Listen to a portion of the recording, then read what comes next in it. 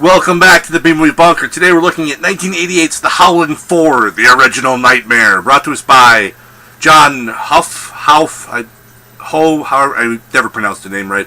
This is the guy who brought us Legend of Hell House, as well as the two Witch Mountain movies, Escape from Witch Mountain, Return to Witch Mountain, which is kind of bizarre.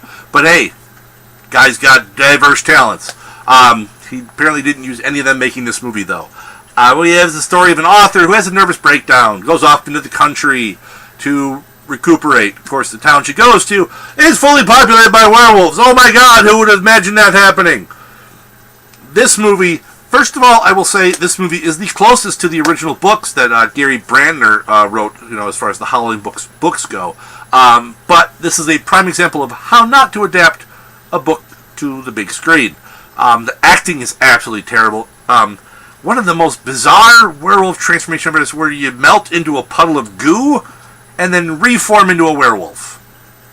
I'm not sure where that came from. It's like the guy was, thinking, how are we going to do this? Oh, my ice cream melted. Hey, how about what happened if the ice cream became a werewolf?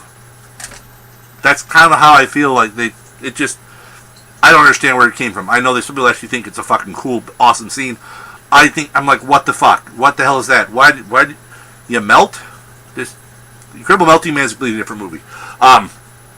Just everything about this movie is just disjointed, and the acting is terrible. The dialogue's awful.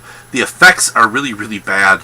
And a scale of 1 to 10, oh my gosh, it's like they said, hey, let's remake the original Howling, but let's take out all of the good humor, all the good effects, and and the decent story. Let's just everything that made the original Howling, a good werewolf movie. Let's get rid of all that. We don't need that. We're gonna do something. We're gonna remake it without any of the good stuff. We're just gonna take. We're gonna poop on some paper and see what happens to it. That's how I felt with it. I wanted to like it because I like werewolves. Werewolves are probably, as far as like your classic, monsters. Werewolves, Frankenstein's monster, vampires, that type of stuff. Werewolves they are my favorite. I like them way better than vampires. Mummies are boring as fuck.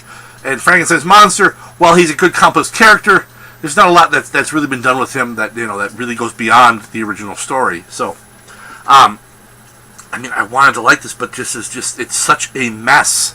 From even the audio is not that good. So this is definitely has the feel of a made direct to video, just thrown together type of film, which is sad seeing the pedigree of the director who's actually done some really good stuff. But that's all I've got for this one. Until next time, stay safe out there in the wasteland, folks.